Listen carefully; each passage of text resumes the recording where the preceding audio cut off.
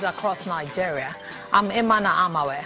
Coming up on the program, health authorities in Delta State confirm 6 cases of the monkeypox virus. New set of students graduate from the Lagos State Entrepreneurship and Employability Program.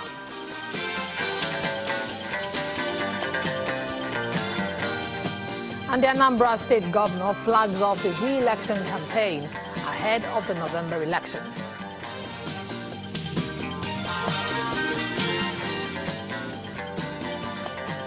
Welcome to News Across Nigeria, the program that brings you news from the length and breadth of Nigeria. We begin in the South-South, where health authorities in Delta State have confirmed that 6 people are being treated for the monkeypox virus. 3 of the patients have been discharged, while others are still undergoing treatment at the Federal Medical Center in Asaba, the state capital. The Delta State Commissioner for Health, Dr. Nicholas Azinge, who confirmed this to Channels Television, says more blood samples of the patients have been sent to a laboratory for confirmation. Meanwhile, there seems to be a major setback for the Nigerian Medical Association in Benue State, whose members are currently on strike.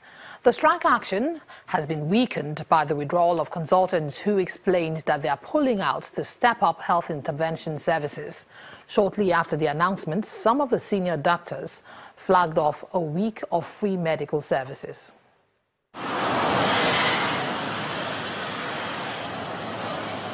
For the past 2 weeks, public hospitals in Benue have remained shut, crippled by the strike action embarked upon by medical doctors in the state. The Benue State government is abdicating its responsibility of providing secondary health care in the general hospitals. In the general hospital, there are less than 50 doctors. In some general hospitals, like in Makurdi here, you go where they see patients over 200. The doctors work and work and work, and their efficiency and effectiveness is declining by the day.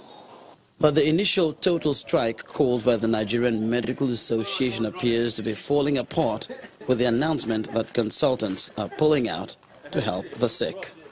After a careful and painful deliberations, we resolve as follows: that the MDCAN FMC Makurdi is dissociating itself from the ongoing strike action declared by the state NMA. That the MDCAN FMC Makurdi has set up a machinery in motion with the goal of resolving the strike issues amicably.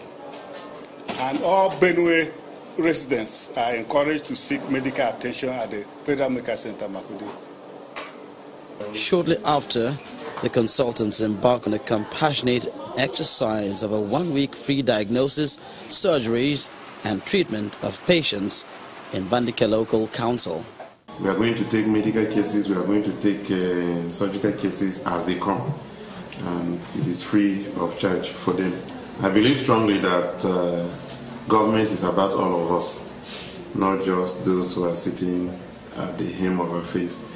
If every individual is contributing in one way or the other to their communities, society will become better, and the burden on the central government will become better, will become lighter, and it will help all of us. It's now left to be seen how the withdrawal of the consultants will affect the doctors' strike in the long run.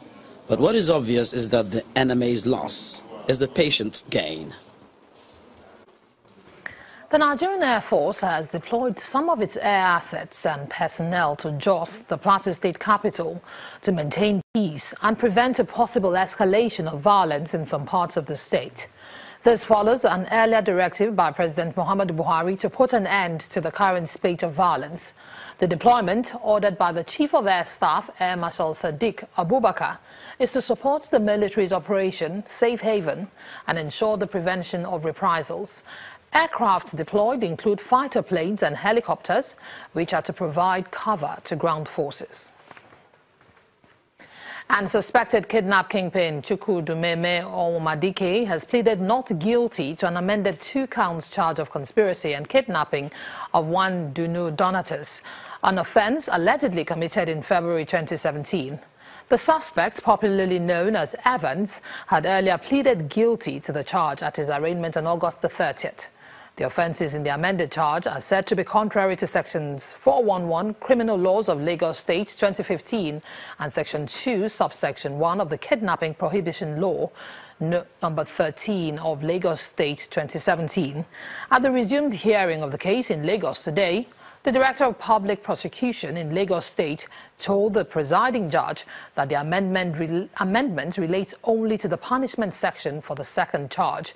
The DPP also submitted that there is no material change in the nature of the offence, which still remains conspiracy and the kidnap of the person, Dunu Donatus.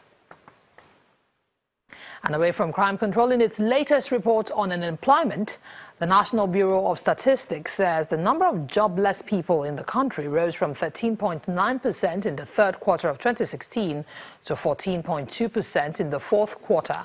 The report shows that the hardest hit were those within the ages of 15 to 24, while the underemployment rate for the same age group increased to 36.5% in the fourth quarter of 2016.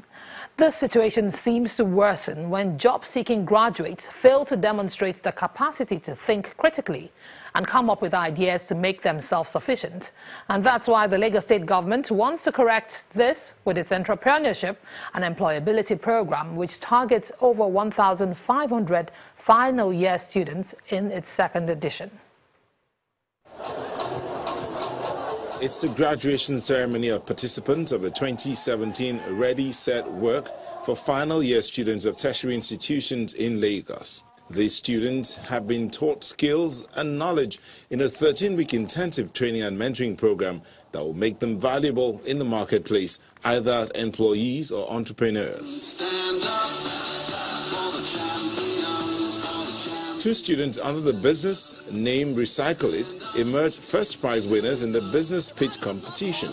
Shuaib Ibrahim and Bukola Akinfolari, both of the Lagos State University, get 1.5 million naira grant as well as 600,000 naira monthly working capital for 6 months. Their business operation is waste recycling.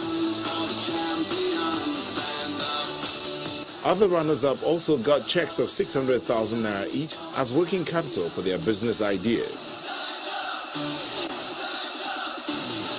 The Lagos State government believes that developing this youth will translate into the overall development of the state.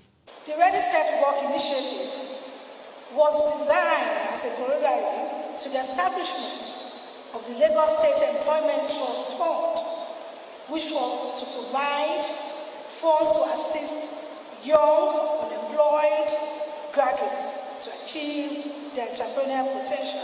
All Lagos State-owned tertiary institutions, together with a fortunate federal institution within the Lagos enclave, are now able to pursue the idea of equipping graduates with market-aligned knowledge, soft skills, and mindset reorientation.